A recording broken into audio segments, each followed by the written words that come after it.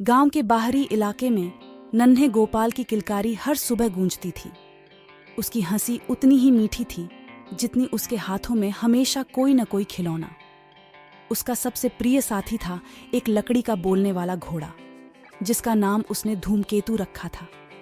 धूमकेतु उसे बहुत प्यारा था और गोपाल के लिए वह बेजोड़ राजा था। एक चिड़िया और तितली भी गोपाल की मित्र थी, जो उसके साथ गांव में खेलती, दूर उड़ती और खेतों में खेलती थी, और वो सब एक साथ खेलते थे। एक शाम गोपाल और उसके दोस्त खेतों में पतंग उड़ा रहे थे।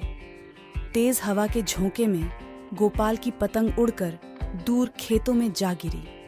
उसका पीछा करते हुए गोपाल धूमकेतु को भूल गया। जब शाम ढलने लगी और वह वापस लौटा तो उसे एहसास हुआ कि धूमकेतु गुम हो गया है। दिल टूट गया था गोपाल का। अचानक एक छोटी चिड़िया और उसकी दोस्त तितली उसके पास आकर बैठी। वह एक चिड़ैया थी। उसकी तीखी आंखें गोपाल के दुख को भांप गई थीं। उसने पूछा, छोटे भाई, तुम्हें क्या परेशानी है? गोपाल ने हिचकते हुए बताया, मेरा धूमकेतु खो गया है, उसे ढूंढने में मेरी मदद करोगी? चिड़िया और तितली मुस्कुराई और बोली, बेशक, मैं पूरे गांव के ऊपर उड़ती हूँ, शायद मैंने उसे देखा हो। चिड़िया ने कहा, अब तुम मेरे साथ हो और हम तुम्हारे खोए हुए खिलौने को मिलाने के लिए बाहर जाएंगे। चिड़िया और तितली ने अपनी जादुई ताकत से ढूंढना शुरू किया।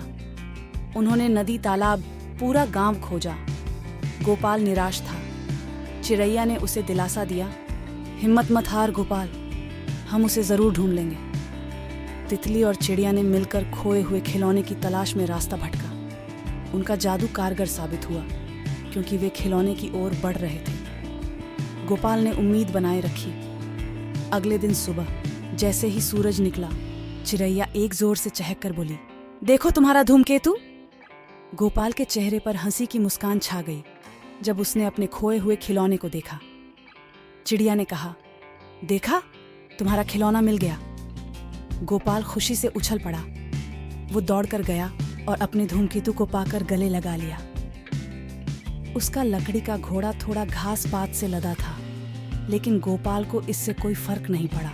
गोपाल ने कहा, तुम मेरी सबसे अच्छी दोस्त हो, चिड़ैया और तितली। तुमने मेरा सबसे प्यारा खिलौना लौटा दिया। धूमकेतु को खोना और चिड़ैया और तितली की मदद से उसे वापस पाना गोपाल के लिए जिंदगी भर याद रहने वाला अनुभव बन गया।